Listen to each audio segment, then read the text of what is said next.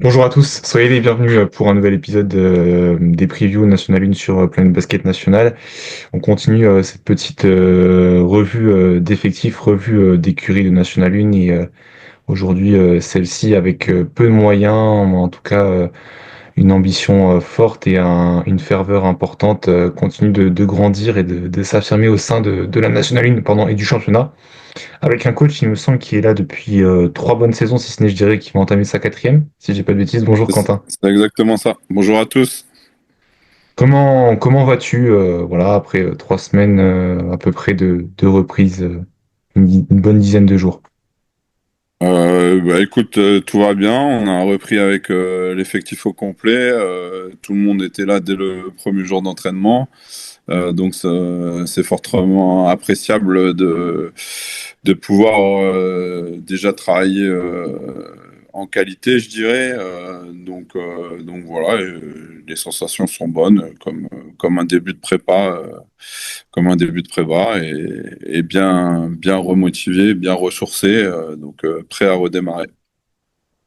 Faut poser tout de suite le contexte pour ceux qui découvrent un peu la National 1. Je pense peut-être aux supporters des équipes promues. J'étais en train de me dire aux équipes qui reviennent. Bon, les supporters chalandais connaissent pas mal le club de Lune Plage, mais pour ceux qui découvrent l'équipe aujourd'hui, on parle vraiment d'un petit poussé en termes de budget, même si peut-être tu peux nous démentir que le budget continue de se solidifier. Mais faut le rappeler quand même que vous faites beau, de belles choses avec pas non plus énormément de moyens quand on parle de d'autres écuries. Le budget se stabilise, est stabilisé depuis plusieurs saisons maintenant. Voilà, on est content du travail qu'on réalise. Après, nous, par rapport à notre budget, on a quand même l'essentiel du budget qui est concentré sur la Nationale 1. Voilà, c'est effectivement, on fait pas partie des plus gros budgets de cette division. C'est intéressant ce que tu dis, l'essentiel du budget consacré sur la National 1. C'est vrai que pas mal d'équipes, d'écuries, j'ai pas le chiffre en tête, mais je pense à Saint-Vallier, on a reçu Alexandre Casimiri qui nous annonçait ça y est, une nouvelle équipe en championnat de France en U15. C'est vrai qu'à Lune Plage, il n'y a pas d'équipe en U18 élite, que ce soit chez les garçons comme chez les filles, ni en U15. Mais on peut peut-être aussi parler tout de suite de toujours cette passerelle, cette comment tu qualifierais cette relation avec le BCM Gravelines? On sait qu'ils ont connu, on en avait parlé ensemble, hein. La semaine dernière, un terrible incendie de leur salle. Vous avez été à leur chevet, si on peut dire, à accueillir, il me semble, des matchs de leurs espoirs. Quelle relation y a-t-il? Il me semble que c'est quand même, on va en Bah, parler. c'était un projet qu'on avait avec eux quand effectivement Sportica a brûlé la première année. Juste derrière l'incendie, ils ont pu s'entraîner chez nous. Maintenant, ils l'ont fait ponctuellement ces dernières saisons, mais ils ont leur salle d'entraînement maintenant. On avait mis en place ces dernières saisons des projets Voilà. de licence AS avec William Erabessian, Hugo Bumpoutou, la saison dernière Axel Villain. Mais cette année, on n'a pas renouvelé le projet pour diverses raisons. Mais en tous les cas, voilà, c'était des projets qui ont été intéressants pour chacun d'entre eux. Voilà, William et Rabessian a retrouvé à Vitré en National 1. Hugo Bumpoutou avait signé derrière chez nous en Pro B. Et Axel Villain fera sa dernière année à Nancy. Voilà, ils ont eu la chance de côtoyer un groupe pro et d'avoir un double projet, je dirais. Et voilà, mais cette année, on n'a pas renouvelé l'expérience, comme je l'ai dit. Et voilà, on a un effectif de 11 joueurs avec, par contre, un jeune qui est issu de l'équipe des U21, Lenny Gruzel. Donc c'est aussi pour ça que on a privilégié ce projet-là au projet de licence AS. Mm. Si on en parle, je sais qu'il y a un collègue qui est pas mal dans le Nord qui a quelques infos, qui s'inquiétait un peu de la place de Lenny Grussel au sein de cet effectif. Ça sera, en tout cas dans la hiérarchie à l'heure actuelle, le 11e homme ou sur ce qui monte, sur les séances d'entraînement, parce que c'est pas un contrat pro, ou peut-être que ça l'est. Est-ce que tu peux nous en parler de son statut dans le groupe? Bah, son statut, c'est qu'il fait partie des 11. Voilà, après, c'est à lui de bouleverser la hiérarchie. Donc, voilà, ça sera en fonction des entraînements, en fonction aussi du contexte de saison. L'année dernière, il était prévu qu'il joue 0 minutes. Au final, il a eu des minutes et il a eu la chance de pouvoir jouer. Et justement, il a été récompensé par un contrat cette saison. Et on lui a fait confiance pour l'intégrer définitivement dans l'équipe. Donc voilà, à lui de travailler et d'aller chercher le mieux possible. Et en tous les cas, comme je le dis, une saison de National 1, c'est tellement long, c'est tellement dense que des fenêtres de temps de jeu, il y en a forcément pour tout le monde à un moment ou à un autre dans la saison. Donc, et être 11 joueurs, c'est pas trop pour ces saisons dantesques. C'est vrai qu'on parlait pas mal de jeunesse l'an passé à l'Unplage, tu venais de citer quelques joueurs. Là, si on regarde un peu l'effectif, là je l'ai sous les yeux, vous avez conservé comme une base assez solide d'expérience avec des joueurs qui connaissent le club, en tout cas qui connaissent le 10 ans. Je pense à Vincent Fauché, à Séraphin Saumon. C'était une priorité du club de conserver ces joueurs ou ça s'est fait dans une logique, j'ai envie de dire dans une normalité, ça paraissait justement logique et normal qui prolonge l'aventure. Ouais, c'est une philosophie de club aussi. Voilà, c'est d'avoir aussi l'identité locale qui perdure. Effectivement, en plus, bah, maintenant, ça devient des joueurs d'expérience et on en a besoin. Donc, pour moi, c'est un mix des deux. Et ouais, conserver 6 joueurs d'une année sur l'autre, et c'est pas la première année où on le fait. On a quand même une belle continuité à chaque fois et on arrive à agrémenter malgré tout cette équipe avec des plus-values, mais on arrive aussi à performer avec une identité de club très forte et bah, je dirais que c'est pas le cas de tous les clubs en National 1 d'avoir cette identité-là et de performer et de rester un club bah, solide de National 1 depuis l'arrivée dans la division, je dirais.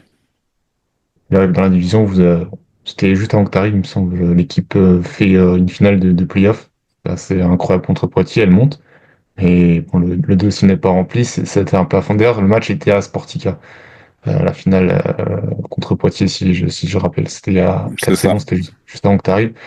Et Mm. depuis, comme tu le disais, des qualifications en poule haute à diverses reprises. Bon, l'année qui vient de se passer a été plutôt intéressante sur la première partie de saison, avec une poule pas évidente. Après, ça a été très dur parce que l'exigence aussi de la National League, comme tu le disais, c'est de gagner aussi face au gros, il faut le rappeler, pour être bien placé, pour aller se qualifier après pour les playoffs. Mais une plage avance, mais on a l'impression qu'il y a un plafond de verre. Mais est-ce que la volonté de recruter davantage d'expérience, en tout cas de conserver une base d'expérience et peut-être d'apporter un peu moins de jeunesse dans le recrutement, parce qu'on va en parler, Warren Williams, qui est quand même un joueur assez expérimenté, enfin, je le trouve en tout cas qui fait moins partie de cette jeunesse, qui est plus proche de son paroxysme en termes de niveau que de ce qu'il a à grimper. Alors, tu as voulu construire ce recrutement? Est-ce que c'est plus dans le sens dont je l'évoque, le fait de mettre davantage d'expérience pour être mieux armé pour la deuxième partie de saison? Non, en fait, c'est plus là pour le coup, je me suis pas attardé sur l'âge, je me suis plus attardé sur le profil physique et sur le côté basket. Donc, je voulais mettre plus d'athlétisme sur le groupe, plus de tirs à 3 points aussi. Donc, voilà, les profils qu'on a recrutés vont dans ce sens-là. Encore une fois, j'ai cherché les joueurs qu'on n'avait pas. Et il y a une certaine complémentarité à chaque poste.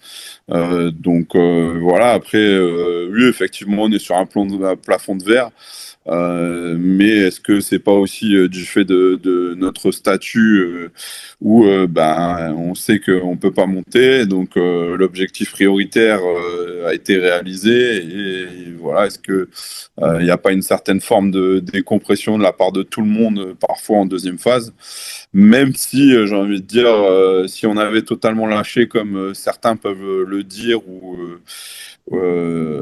moi, je pense pas qu'on ait lâché la saison dernière. On a perdu 5 matchs après prolongation à domicile. Donc voilà, on n'a pas su conclure. 4 matchs après prolongation, pardon. On n'a pas su conclure ces matchs-là. Voilà, on est parfois aussi pas forcément aidé, je dirais. Et ça, j'assume mes propos. Voilà, donc et on a tenu le Valois à l'extérieur qui monte à la fin du troisième quart-temps, on est à +10. On a eu un effectif très réduit pour finir le championnat parce que c'est des choix aussi qu'on a fait de ne pas remplacer les joueurs. Voilà, de faire des économies, voilà, et au final, ben, on reste un club solide de National 1. On n'a aucun refus d'engagement, on n'a aucun signaux de la part de la DNCG aussi sur notre réengagement. Et ça aussi, ça à prendre en compte sur le global. On a avancé aussi dans le sportif, on a avancé, on avait mis des choses en place dès la saison dernière. On a aussi avancé dans la structuration voilà, du club, du médical. Donc voilà, il y a des progressions qui sont ailleurs. Pour pourquoi pas bah, aller de nouveau casser ce plafond de verre avec une finale qui avait été faite dès la première année, mais après bah, l'Unplage est peut-être un peu plus attendu, on va dire que du fait de cette finale et voilà peut-être que ben, c'est ouais de nouveau, mais on a fait poule haute à chaque fois et c'est donné à très peu de clubs de faire ce qu'on fait depuis 4 ans. Depuis 4 ans, tu parlais de ce volet financier, ce volet administratif. C'est vrai que ça a pas mal été chamboulé, en tout cas, et ça l'est encore. On sait pas, dans les dernières secondes, on sait pas ce qui pourrait se passer encore pour cette National 1. A priori, vous êtes fixé sur une division à 27 équipes, une poule à 13, donc avec un exemple. Alors, j'ai pas en mémoire ou si ça va vous impacter lourdement cet exemple, parce qu'on a interrogé pas mal d'équipes, et c'est vrai sur certaines équipes, ça va les pénaliser sur une récupération ou pas. Ça fait une chance, on va dire, de plus. Alors, on ne sait pas comment le voir, mais en tout cas, il y aura une équipe en moins, donc ça fait, il y a une chance de plus, en tout cas, mathématiquement, de se qualifier en poule haute par rapport à l'autre poule. Comment toi, tu l'abordes, cette poule de 13 avec cet exemple? Pour nous, en tout cas, sur l'impact du championnat, le fait qu'on soit exempt, c'est sur un enchaînement de matchs dans une semaine à 3 matchs. Donc, c'est un mardi avant dernière journée de championnat. Donc, je dirais que bah, finalement, c'est moins impactant pour nous parce que ça fera plus de récupération à ce moment-là. Après, nous, l'objectif reste le même, c'est-à-dire qu'on veut se qualifier en poule haute, qu'on ait une chance supplémentaire ou pas. Ça veut rien dire pour moi, en fait. L'objectif reste le même, être dans les 7 au mois de février et jouer la poule haute. Donc voilà, encore une fois, sur cette poule haute, il y a une part de chance aussi, avoir un effectif en bonne santé, faire des choix peut-être de remplacer des joueurs quand ils sont blessés. Nous, l'année dernière, on a fait un choix inverse. Mais voilà, comme je l'ai dit, financièrement, bah, on a bien fini la saison. Donc, je veux dire, tous les signaux sont verts en tous les cas d'un point de vue financier, structurel et effectif pour nous de ce côté-là. On n'a pas l'épée de Damoclès que certains peuvent avoir sur l'engagement, quoi. Beaucoup de sérénité, beaucoup de confiance aussi, parce que bah, tu commences à connaître ce niveau, l'équipe enfin le club par cœur. Il n'y a pas non plus trop de changements aussi au niveau de la structure, au niveau du bureau administratif, etc. Il y a des petites nouveautés qui vont arriver ou ça reste vraiment stable? Non, ça reste stable. La seule nouveauté qu'il pourrait y avoir, c'est voilà, peut-être l'ambition de d'avoir une nouvelle salle et encore une fois de casser ce plafond de verre et peut-être que ça nous fera changer de dimension. Ça peut être une ambition pour les années futures, mais en tous les cas, pour l'instant, c'est le maître mot, c'est sérénité et stabilité, quoi. Donc voilà, et c'est déjà important dans notre milieu et dans notre division. Dans la division où il y a des nouveaux joueurs que vous accueillez, je pense à Brian Johnson, c'était l'une des premières pierres du recrutement. Est-ce que tu peux un peu nous présenter ce joueur et expliquer ce choix? Parce que c'est un joueur qui débarque en Europe, si je me trompe pas. En fait, c'est un joueur que j'ai commencé à regarder à partir de fin février, début mars, et du coup, je l'ai suivi pendant 2 mois avant de passer à l'action. J'ai regardé beaucoup de matchs voilà, son vécu aussi en Europe m'a fait basculer parce que c'est pas quelqu'un qui découvre le basket européen. Il est allé 2 années en Géorgie, 2 années Man. En Détroit allemande. Voilà, et j'ai fait un comparatif avec certains joueurs qui étaient passés par notre division et qui venaient de la Détroit allemande, où il y a quand même pas mal de bons Américains. Et voilà, c'est un meneur qui est dans un autre style que Hugo, qu'on avait les 3 dernières saisons, qui est capable de créer son tir, de mettre du rythme, voilà, et bon passeur, donc assez complet, qui amène ce que je voulais amener, notamment sur le tir à 3 points après dribble, où il peut être dangereux. C'était quelque chose que je recherchais. Donc voilà, pour l'instant, on est content de ce côté-là. C'est un peu une colonne vertébrale un peu inédite, en tout cas pour ce qui est de l'axe du recrutement sur le poste 1-5, puisque vous recrutez en parallèle Noël Palfourier, qui arrive du SCAB, si je me trompe pas, formé Ouais, chez les Basket et au Pôle France. ouais, Naol a un gros cursus. Voilà, il était pas mal embêté par les blessures les 3 dernières saisons. Mais il a déjà un gros vécu. Voilà, je pense que il y a le facteur chance. C'est un pari aussi de notre côté qu'il puisse faire une saison complète et montrer son niveau, réellement son niveau. Il a fait une très bonne première partie de saison l'année dernière au SCAB. Je pense qu'il demande à continuer ce travail-là qui a été entrepris. Malheureusement, il a été freiné la saison dernière en janvier, mais voilà, c'est quelqu'un qui a besoin de confiance, qui a besoin de gagner un peu en dureté, mais qui comprend déjà très bien le basket, qui a des très bonnes mains. Et voilà, ça fait partie des jeunes joueurs qu'on a envie de développer et d'avoir ce mix d'expérience, mais deux, trois jeunes joueurs qui sont en développement et qui peuvent, pourquoi pas, franchir un palier chez nous, Deux, comme trois a pu jeunes joueurs. faire Motiam avant sa grosse blessure. Deux, trois jeunes joueurs. Il y en a un dernier, on en parlait juste en off, dont j'ai pas, voilà, je me remets le nom, Josué Ballot, débat, voilà, qui arrive d'une petite pige à Poissy. Est-ce que tu peux quitter à Orléans en espoir? Il fait partie aussi donc de ces 11 joueurs. Ça complète cette volonté d'avoir un groupe élargi pour prolonger pardon, Ouais, ce qu'on disait sur la jeunesse. Pourquoi ouais. le groupe élargi? C'est pour aussi peut-être éviter ce genre de blessure, être plus solide, parce qu'il me semble que l'an dernier, vous aviez un groupe un peu plus restreint. En tout cas, annoncé.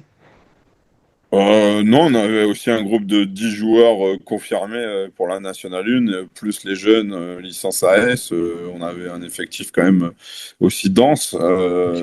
Maintenant, Josué, il apporte les qualités athlétiques sur le poste 3 et le côté défensif que je voulais amener en complément de Clément Pinte. Donc voilà, il n'a pas de grosses références, mais c'est un travailleur On verra si le pari est gagnant, mais pour l'instant, les signaux sont assez positifs. Donc voilà, j'ai pas trop de soucis sur son niveau réel de la division. Et sa pige à Poissy, bah, c'est une pige de 5 matchs. Effectivement, il y a pas de chiffres, mais parfois, ça faut aller au-delà des chiffres et Bien essayer sûr. d'aller voir plus loin.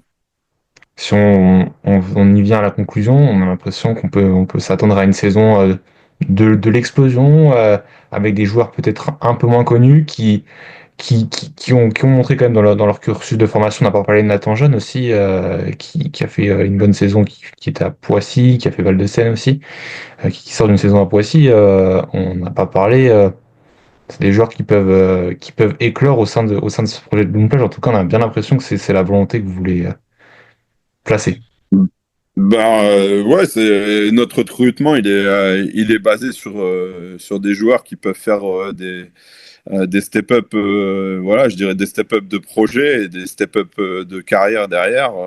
Nous, je nous situe dans le ventre mou de la Nationale 1 en termes de projet et derrière, même si on reste solide, hein, comme je le dis depuis le début, mais c'est ce type de joueurs qui peuvent venir chercher des responsabilités, de la confiance et peut-être faire un step-up sur un projet supérieur aux notes en termes d'ambition pour la Nationale 1 ou partir sur de la Pro B sur, euh, sur des bonnes saisons. Mais voilà, c'est des projets gagnants-gagnants, comme j'aime le dire, pour les joueurs.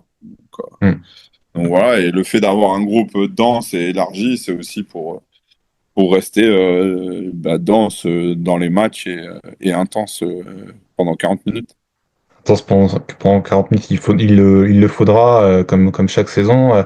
Une poule quasiment similaire avec 12 équipes, 11 équipes, pardon, vous allez retrouver plus une autre qui est Val-de-Seine, que vous n'avez pas joué la saison passée, que vous n'avez jamais rencontré. Ça sera historique, il me semble, pour une plage.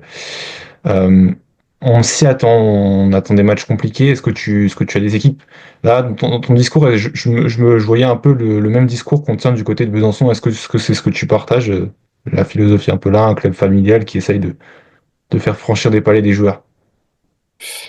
Ouais, c'est exactement ça. Après, sur notre poule va être dense. Il y a des favoris pour la montée. Voilà, il y a des grosses équipes qui ont des ambitions. Mais voilà, il faudra être prêt dès le premier match. Voilà, la Nationale 1, je dirais, ça attend pas et il n'y a pas trop de marge d'erreur. Voilà. Et du coup, il y a pas mal d'équipes qui se sont bien renforcées. Il y a pas de petites équipes. Tous les matchs sont compliqués. Mais dans notre poule, en tous les cas, je dégagerai trois favoris, Mulhouse, Foss et Boulogne. Et après, il y a eu des recrutements très très intelligents du côté de Berck. Val-de-Seine aussi a une belle équipe. Besançon a fait un step-up aussi, je trouve, en termes de recrutement. Donc voilà, des équipes dangereuses et, et dures à jouer. Donc voilà, ça va être ouvert, je dirais. Et ça va être encore une fois difficile de se qualifier dans les sept. On s'attend à une saison plus compliquée. Après, c'est une question qui est un peu délicate. Enfin, la réponse est un peu délicate à développer, mais là, quand on voit cette poule de 13, parce qu'on a posé la même question à tes homologues, mais on s'attend peut-être à une saison plus ouverte, donc plus dangereuse, beaucoup plus ambitieuse. Bah après, on le sait tous, hein, de toute façon, c'est la saison de tous les dangers avec si on reste à 27 avec 5 descentes. Donc voilà, on veut éviter ça. Maintenant, il faudra se battre et travailler pour ça. Mais voilà, je pense qu'on a une équipe aussi pour être. Pardon, attends. Tu m'entends? Ok. Ah,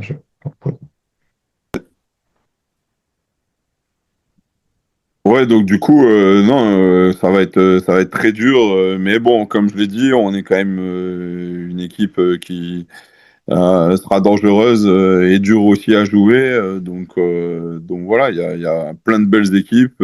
Pour moi, c'est encore une fois, comme l'année dernière, homogène. Ça va être, ouais, ça va être compliqué. Et chaque match va être dur. Ce sera le facteur blessure sans doute qui va peut-être créer des écarts parmi les équipes et être un peu le paramètre, si ce n'est qui va dicter la saison.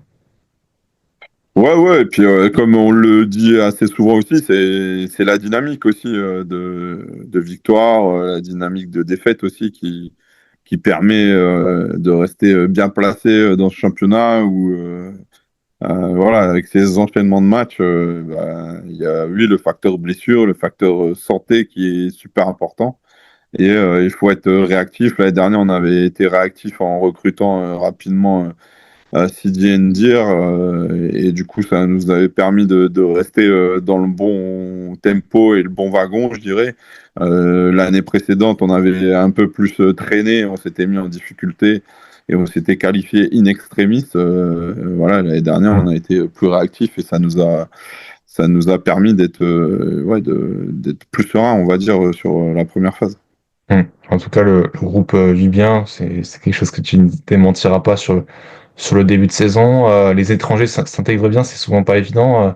Mais là, c'est des joueurs, comment je qualifierais un peu humainement, qui arrivent à s'intégrer ou Bah, qui sont plus un peu dans pour le ma mode. part, c'est la première année où je recrute deux étrangers. Ouais. C'est la première saison où je vais avoir deux étrangers. Donc, c'est forcément un contexte différent. Mais on a Sidi, Nathan et Josué qui sont passés par les États-Unis, qui ont voilà, un peu cette culture aussi.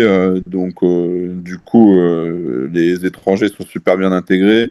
Warren, c'est sa troisième saison en France, Mm. voilà, il n'y a pas de souci Bien sûr. d'intégration par rapport à la France. Et après, c'est de faire le lien entre tout le monde voilà que ça devienne une équipe. Et ça, c'est le travail au quotidien, les moments vécus ensemble. Le travail aussi qu'on fournit à côté dans l'intensité, les efforts et essayer de construire la mentalité de groupe. Mais pour l'instant, l'intégration se passe très bien et, euh, et voilà, il n'y a pas de signaux alarmants. Pour finir, la petite touche, je voudrais le joueur le plus grand de la division. C'était peut-être jamais arrivé statistiquement.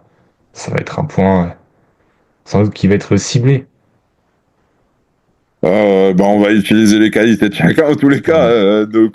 Après, je dirais que c'est pas tout le monde qui travaille avec ce type de profil. Moi, j'ai travaillé avec Motiam 2 saisons. Mm. Voilà, l'année d'avant, on était moins grand, mais même si, quoique, on avait Mathias Floss. C'est des profils avec qui j'ai l'habitude de travailler et voilà, des profils où on a réussi à les mettre en valeur et à faire le step-up de projet, comme j'appelle ça, hein, le step-up ou même en termes de statistiques. C'est tout ce que je vais essayer de faire sur le travail global avec lui. 2 mètres 16, ça reste 2 mètres 16, quoi qu'il arrive, quoi. Donc voilà, et pour un grand comme ça, avoir cette faculté de courir comme il a, c'est super intéressant à exploiter et à essayer d'utiliser. Voilà, en tout cas, on l'aura compris. Si je résume ton propos, c'est de la stabilité, mais c'est davantage de joueurs athlétiques capables de tirer à longue distance avec un peu plus de rythme et de vitesse.